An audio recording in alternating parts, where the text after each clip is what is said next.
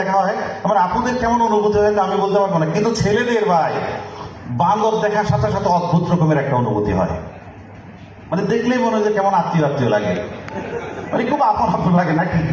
যে আমার এরকম লাগতেছিল যে আমি চিন্তা করলাম এই বান্দর তো দেখতে মোটামুটি কাছাকাছি, তো আমি চিন্তা করলাম এর কিছু একটা দিতে হবে। মানে আমি পকেটে হাত দিলাম, হাত দিয়ে দিকে আর না, আমার পকেটে তেমন কিছু নেই, একটা বাদাম ছিল, আমি বাদামটা বান্দরের দিকে ছুড়ে মারতে বললাম যে বান্দর এটা খাও। বান্দর দিকে বাদামটা কোড়াই নিচ্ছে, চোখের সামনে ধরছে, অনেকক্ষণ ধরে এমনি এমনি দেখছে কিন্তু আর খায় না, পিছনের দিকে লুকায় রাখে। আমি দেখে আমার মাথায় বসে, আমি চিড়িয়াখানার এক লোকরে ডাকলাম, বললাম যে এই ভাই এই বান্দর তো দেখি উল্টা পাল্টা আচরণ করছে, ঘটনা কেটে এখান থেকে সরান। বলে ভাই এই বান্দরের একটা প্রবলেম আছে। জিজ্ঞেস করছি কি প্রবলেম?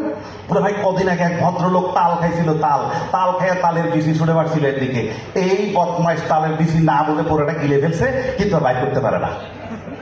এত কষ্ট পাইছে, সিজার অপারেশন করি এটা বাইর করা লাগছে। এরপর থেকে এই বান্দরের যাই খাইতে দেয়া হয়, খাওয়ার আগে পিছনে মাপ দিয়ে দেখে খাইলে বাইর করা যাবে কিনা।